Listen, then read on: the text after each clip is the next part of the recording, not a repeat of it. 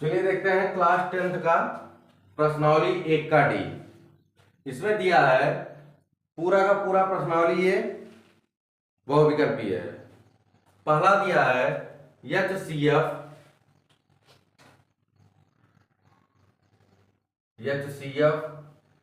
2520 और 6600 बराबर 40 और LCM 2520 और 6600 बराबर 252 गुणे के। तब के का मान ज्ञात कीजिए।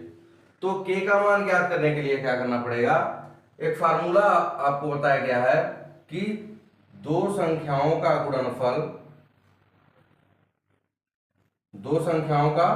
गुणनफल बराबर LCM गुणे HCF गुणे LCM लिखिए, चाहे ये हो जाएगा 252 गुणे के। अब क्या करेंगे, 0 से 0 कट जाएगा। अब यहां 252 बचा, 252 एकन्नम 252 हो जाएगा। के बराबर इसके बाद ये काटेंगे, 4 एकन्नम 4, 4 एकन्नम 4, ये 2 बचेगा 26, 4 सते 28, 4 6 24, 6 बार जाएगा। फिर 2 बचेगा, 4 पचे 20 और 0। के बराबर हमारा कितना मिल गया, 1650। ये हो गया हमारा आंसर। अब देखते हैं विकल्प में कौन सा सही है। विकल्प ए सही है। फिर अगला है अपरिमेय संख्या है। अपरिमेय संख्या, चलिए देखिए अपरिमेय संख्या होता क्या है। अपरिमेय संख्या देखिए, जो पूर्णांक ना बने वो अपरिमेय संख्या होता है। अब देखिए a यानी इसका अगर हम वर्गमूल निकालें तो 5, यानी ये पूर्ण वर्ग है।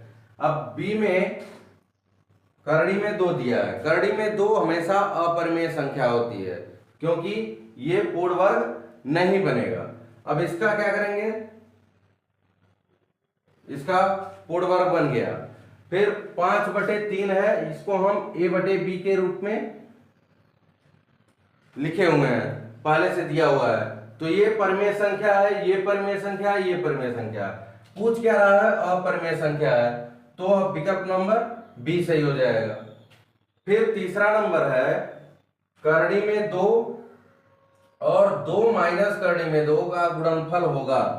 तो करड़ी में 2 और 2 माइनस करड़ी में 2 बराबर हो जाएगा 2 करड़ी में 2 माइनस 2, ये आंसर आएगा।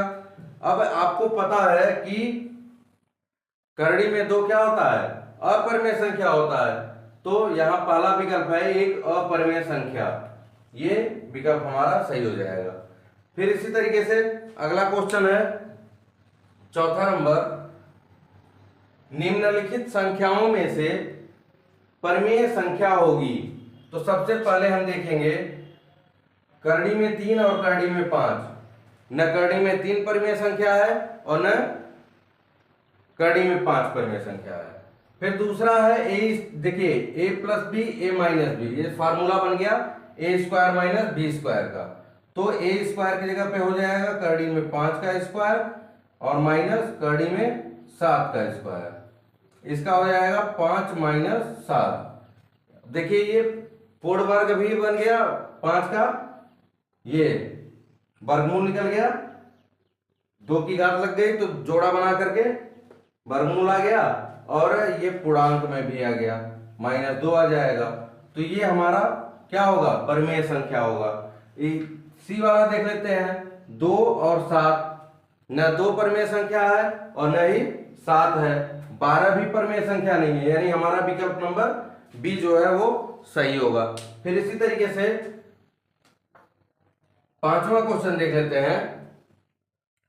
पांचवें में दिया है निम्नलिखित में परिमेय संख्या है। परिमेय संख्या, अब देखिए यहां ध्यान देंगे 2.732416 इस तरीके से दिया हुआ है। फिर √7 दिया हुआ है, 2.737373 इस तरीके से डॉट डॉट करके दिया है और √12 दिया है।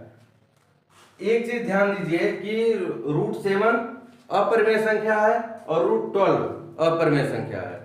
ये √7 हमने 1 पॉइंट बी में सिद्ध करके बताया है और √12 भी अपरिमेय संख्या है, तो ये दोनों तो खत्म हो गए। अब इसके बाद में ए नंबर में देखते हैं, ये अशांत है। अशांत, शांत दशमलव होता है और अशांत दशमलव होता है। इसमें ये अशांत दशमलव है, ये भी अशांत दशमलव है। अशांत दशमलव किसे कहते हैं? जो पूर्ण रूप से कटे न, उसे हम अशांत दशमलव। लेकिन अशांत में एक आवर्ती होता है, एक अनावर्ती होता है। तो अनावर्ती जो होता है वो अपरिमेय संख्या होता है और आवर्ती जो होता है वो परिमेय संख्या होता है। अब यहाँ आवर्ती और अनावर्ती में अंतर क्या है? अंतर यही है कि जब अनावर्ती रहेगा तो दशमलव के बाद बार बार कटेगा, तो मतलब पूर्णांक दशमलव के बाद संख्याएं आएंगी लेकिन रिपीट नहीं होंगी, लगातार रिपीट नहीं करेंगी। और आवर्ती में क्या होता है कि जो संख्या आती है वो लगातार आती रहती है। देखिए 7 3 मतलब एक ऐसी संख्या है, दो संख्याएं ऐसी होंगी जो लगातार रिपीट होती जाएंगी, तो ये आवर्ती होता है, अशांत आवर्ती। और ये अनावर्ती। आवर्ती जो होता है वो परिमेय संख्या होता है, अनावर्ती अपरिमेय संख्या होता है। तो ये हमारा विकल्प नंबर सी सही होगा कि परिमेय संख्या है। फिर इसी तरीके से छठवां क्वेश्चन है, संख्याओं 175 और 91 का एचसीएफ होगा। तो 175 का हम क्या करेंगे? अभाज्य गुणनखंड निकाल लेंगे। 5 से कटेगा, 5 तिया 15, 5 पचे 25, फिर 5 से 5 सत्ते 35, 7 का 9 7, और ये हो जाएगा 91। तो 7। अब ये एचसीएफ निकालने के लिए कह रहा है, तो 175 बराबर 5 गुणे 5 गुणे 7 हो जाएगा, और 91 7 गुणे 13 हो जाएगा। ये आ जाएगा हमारा कॉमन, और कॉमन जो रहेगा वही एचसीएफ होता है। विकल्प में ए 5 है, बी 7 है, यानी कि विकल्प नंबर बी सही होगा। इसी तरीके से हम सॉल्व करेंगे इसको। फिर आगे देखते हैं,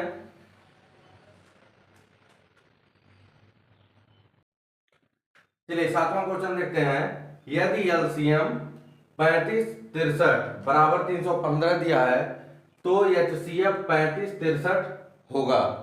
तो आपको फार्मूला पता है कि दो संख्याओं का गुणनफल बराबर एलसीएम गुणे एचसीएफ। तो दो संख्याएं हैं 35 और 63, बराबर एलसीएम हमारा 315 है और एचसीएफ हमको ज्ञात करना है। तो क्या करेंगे? काट देंगे। 5 छक्के 30, एक बचा, 5 तिया 15 और 5 सत्ते 35, 63 से 63। एचसीएफ हमारा कितना निकल गया? 7। विकल्प नंबर बी सही हो जाएगा। फिर इसके बाद में 8वां क्वेश्चन दिया है,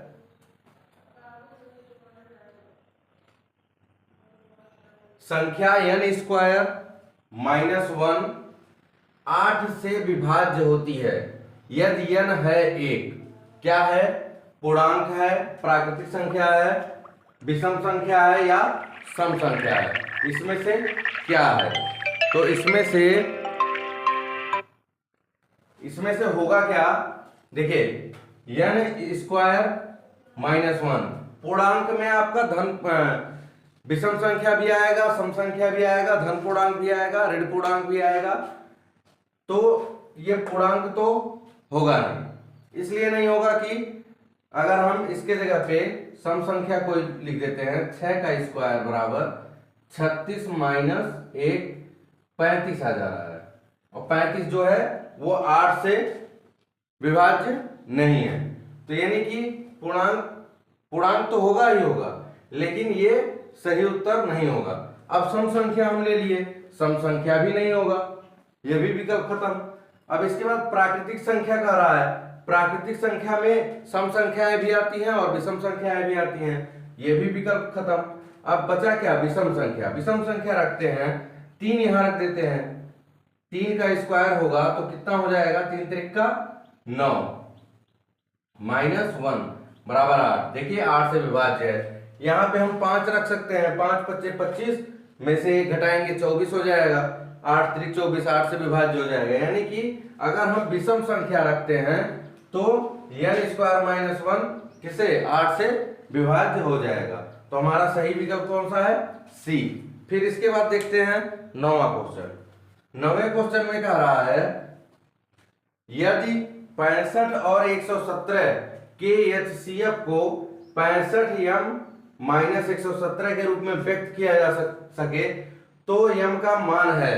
तो सबसे पहला काम क्या रहेगा हमारा, इसका HCF निकालना।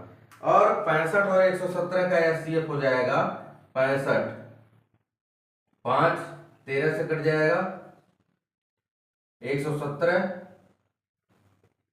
3 से, 3 त्रिक का 9 और 3 9 27, फिर 3 से, 3 1 9 3, 3 त्रिक का 9। इसका HCF आएगा, देखिए 13 यहाँ भी है, यहाँ भी है, 13 आ जाएगा। तो ये HCF जो है वो किसके रूप में लिखा जा रहा है, 65m - 117 बराबर HCF आया कितना है, 13। तो 13 लिख देंगे, पक्षांतर करेंगे तो ये हो जाएगा 65m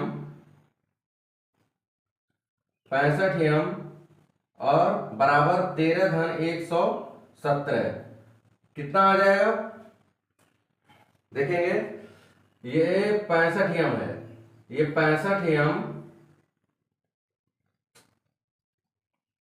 बराबर 17 3 20, 7 3 10 के शून्य हासिले 1 1 2 1 3 और यहां 1 हो जाएगा। काट देंगे तो कितना, 13 का नाम 13, 13 पचे 65, यम बराबर कितना आ गया 10। देखिए विकल्प में कहीं है, नहीं है, यानी कि कहीं तो गड़बड़ है। ये काटने में गड़बड़ी हुई है। 65 का नाम 65, 65 दूना 130, यम बराबर कितना आ जाएगा हमारा 2। ये विकल्प हमारा देखिए कहां है, विकल्प नंबर दूसरा बी सही होगा। इसी के साथ आगे बढ़ते हैं 10वें पे। 10वें में दिया है वह सबसे बड़ी संख्या जिससे 70 और 120 को विभाजित करने पर क्रमशः शेषफल 5 और 8 प्राप्त होता है। तो जब शेषफल प्राप्त हो रहा है तो क्या करेंगे, 2 शेषफल मिल रहा है तो 70 में से हम 5 को घटा देंगे और 120 में से 8 को घटा देंगे। तो जितना आएगा उसका हम बड़ी से बड़ी पूछा है तो HCF निकाल देंगे। चलिए देखते हैं, 70 में से हम क्या करेंगे, 5 को घटाएंगे तो 65 हो जाएगा और 120 में से 8 को घटाएंगे तो ये हो जाएगा कितना, 120 में से 8 को घटाना है तो 120 में से जब 8 को घटाएंगे, 120 दिया है,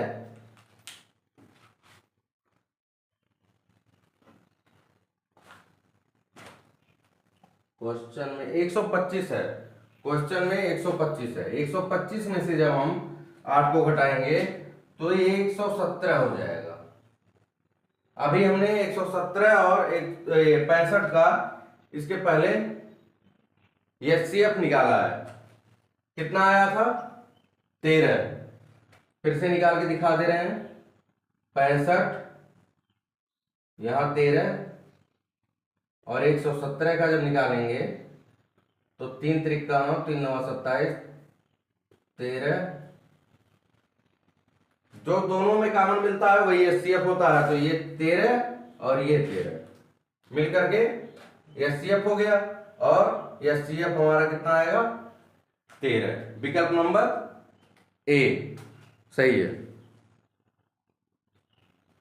फिर इसी के साथ 11वें का पहला, देखिए इसमें 2 यूनिट दिया है। पहला जो है, पहला क्वेश्चन 11वें का, यदि 2 धनात्मक पूर्णांक a और b को a बराबर x³ y² और b बराबर एक्स वाई क्यूब के रूप में व्यक्त किया जाए, जहां एक्स और वाई अभाज्य संख्याएं हैं, तो एचसीएफ ए बी है। तो सबसे पहला काम हमारा क्या रहेगा कि a बराबर एक्स क्यूब है, तो एक्स गुणे इसको अभाज्य गुणनखंड कर दीजिए, और b बराबर हो जाएगा, एक x है तो x गुणे वाई गुणे वाई, ये प्रसारित करके इसको किया जा रहा है। आप डायरेक्ट भी उसे देख सकते हैं कि क्या इसमें कॉमन मिल रहा है, कॉमन लेकर के आप एचसीएफ निकाल सकते हैं, और ये प्रसारित करके हो जाएगा, ये जोड़ा बन रहा है, तो एचसीएफ बराबर कितना हो जाएगा, एचसीएफ बराबर एक्स वाई स्क्वायर हो जाएगा। जो कॉमन मिल रहा है उसको हम क्या करेंगे, एचसीएफ बना देंगे। तो देखिए विकल्प में कहां सही है, एक्स वाई स्क्वायर, बी विकल्प सही है, ये हो गया। फिर इसके बाद 11वें का दूसरा देख लीजिए, दिया है 20 और 25 का एलसीएम 100 है, तो एचसीएफ का मान होगा कितना होगा, देख लेते हैं। इसको हम क्या करेंगे, दो संख्याओं का गुणनफल बराबर एलसीएम गुणे एचसीएफ। तो पहली संख्या है 20 गुणे दूसरी संख्या 25 है, एलसीएम हमारा क्या है 100 गुणे एचसीएफ हमको ज्ञात करना है। तो एक जीरो से एक जीरो खत्म, 2 एक नम 2, 2 पचे 10, 5 एक नम 5, 5 पचे 25, एचसीएफ हमारा कितना आ गया 5, विकल्प नंबर डी, ये हो गया सही। फिर इसी तरीके से आगे बढ़ते हैं 12वें क्वेश्चन पे। चलिए देखिए 12वां क्वेश्चन है, यदि दो धनात्मक पूर्णांक p और q को p बराबर a क्यूब b और q बराबर a क्यूब b, क्वेश्चन में ये a p बराबर ए बी स्क्वायर है, p बराबर ए बी स्क्वायर और q बराबर a क्यूब b के रूप में व्यक्त किया जा सकता है, जहां a और b अभाज्य संख्याएं हैं, तो एलसीएम p और q का ज्ञात करना है। तो p और q का एलसीएम ज्ञात करने के लिए p बराबर हो जाएगा a गुणे b, और q बराबर हो जाएगा a गुणे 3 बार है, तो पहले हम a गुणे b लिख लेंगे। इस तरीके से जो कॉमन मिलेगा उसको हम एक बार लिखते हैं, एलसीएम हो जाएगा, एलसीएम बराबर ये कॉमन मिल रहा है तो इसको हम एक बार लिखेंगे, और जो नहीं मिलेगा उसको भी एलसीएम में लिखा जाता है, ए गुणे बी हो जाएगा, बराबर ए क्यूब बी, ये है। इस तरीके से ए बी स्क्वायर है यहाँ, तो यहां पे क्या करेंगे, गुणे बी हो जाएगा, p बराबर ए बी स्क्वायर दिया है, तो ए बी स्क्वायर दिया है, इसका मतलब ये पूरा का पूरा हमने गड़बड़ नोट कर दिया है। फिर से देख लेते हैं,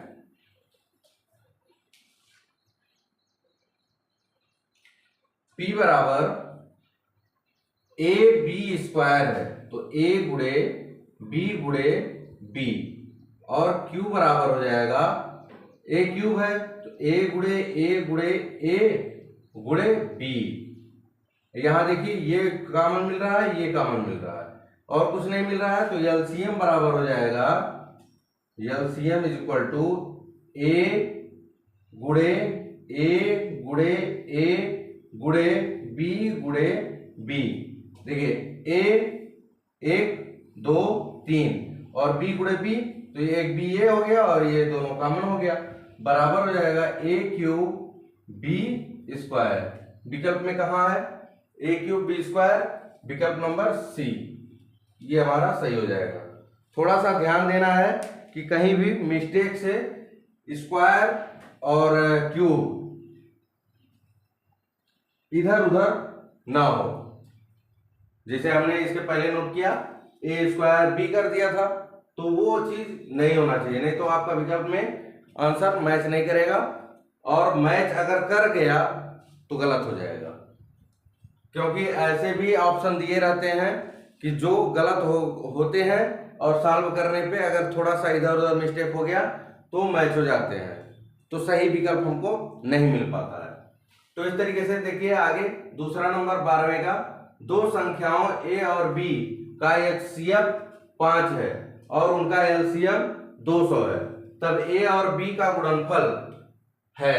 तो आपको पता है कि a गुणे b यानी दो संख्याओं का गुणनफल बराबर होता है LCM गुणे HCF। HCF हमारा है 5 गुणे LCM 200, यानी कि दो संख्याओं का गुणनफल LCM और HCF के गुणनफल के बराबर होता है।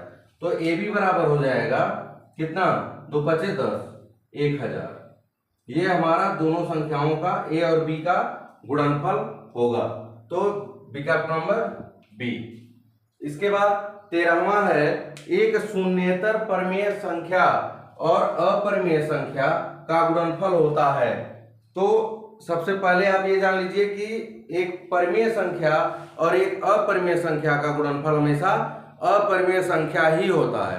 परिमेय संख्या का गुणा हम किसी भी संख्या में करेंगे तो वो हमेशा अपरिमेय संख्या का परिमेय संख्या का गुणा करेंगे अपरिमेय संख्या में तो भी वो अपरिमेय संख्या होगा, और अपरिमेय संख्या का किसी भी संख्या में गुणा कर देंगे तो वो हमेशा अपरिमेय संख्या ही आएगा। तो विकल्प नंबर हमारा पहला सही हो जाएगा, सदैव अपरिमेय संख्या। सदैव परिमेय संख्या तो होगा नहीं, परिमेय या अपरिमेय ये भी विकल्प नहीं है, एक भी नहीं होगा, ये होगा क्या, सदैव अपरिमेय संख्या। कभी भी परिमेय संख्या का अपरिमेय संख्या में गुणा करेंगे तो वो अपरिमेय संख्या ही आएगा। फिर 14वां है, 1 से 10 तक की संख्याओं जिसमें दोनों सम्मिलित हैं, 1 और 10 दोनों सम्मिलित हैं, में से सभी संख्याओं के से विभाज्य न्यूनतम संख्या है। यानी कि 1 और 10, 1 से 10 तक लिख लीजिए और ऐसी संख्या न्यूनतम संख्या ज्ञात कीजिए कि 1 से 10 किसी भी संख्या से उसको काटा जा सके। तो क्या करेंगे, 1 से 10 तक इस तरीके से लिख लेंगे, 1 2 3 4 5 6 7 8 9 10, और उसका एलसीएम ले लेंगे। एलसीएम लेंगे तो हम आपको बता दे रहे हैं विकल्प नंबर डी आएगा 2520। इस तरीके से अगर कहीं दिया हो कि न्यूनतम संख्या याद कीजिए 1 से 5, 1 से 10, 1 से 20, तो क्या करेंगे, पूरे का एलसीएम ले लेंगे। एलसीएम लेने के बाद जो आएगा वही आंसर हो जाएगा, तो ये विकल्प डी हो गया। फिर 15वां क्वेश्चन है, सबसे छोटी संयुक्त संख्या और सबसे छोटी अभाज्य संख्या के एचसीएफ का अनुपात उनके एलसीएम से है। तो सबसे छोटी संयुक्त संख्या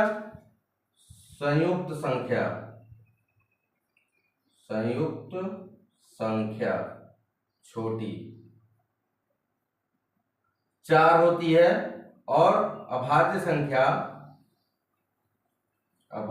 संख्या ये भी छोटी है, 2 है। अब इसका हम एलसीएम निकालेंगे तो एलसीएम बराबर 4 का हो जाएगा 2 गुणे 2, और इसका हो जाएगा 4 बराबर 2 गुणे 2 और 2 का 2, ये हो जाएगा। एलसीएम बराबर कितना हो जाएगा, 4। अब फिर एचसीएफ निकालेंगे तो एचसीएफ बराबर कितना आएगा, 2 आ जाएगा। अब एलसीएम भी निकल गया, एचसीएफ भी निकल गया। अब क्या करेंगे, कह रहा है छोटी संयुक्त संख्या और अभाज्य संख्या के एचसीएफ का अनुपात एलसीएम से, तो अनुपात बराबर लिखेंगे, अनुपात बराबर एचसीएफ का अनुपात निकालना, एचसीएफ बटे एलसीएम बराबर हो जाएगा, एचसीएफ हमारा है 2, एलसीएम है 4, काट देंगे 1 बटे 2 आ जाएगा, बराबर इसी को हम 1:2 लिख सकते हैं। तो ये हमारा विकल्प नंबर ए सही होगा। ये हो जाएगा 15 सवाल कंप्लीट। अब इसके बाद का चैप्टर है बहुपद। दूसरे चैप्टर में हम आगे बढ़ेंगे, बहुपद ये खत्म हो गया।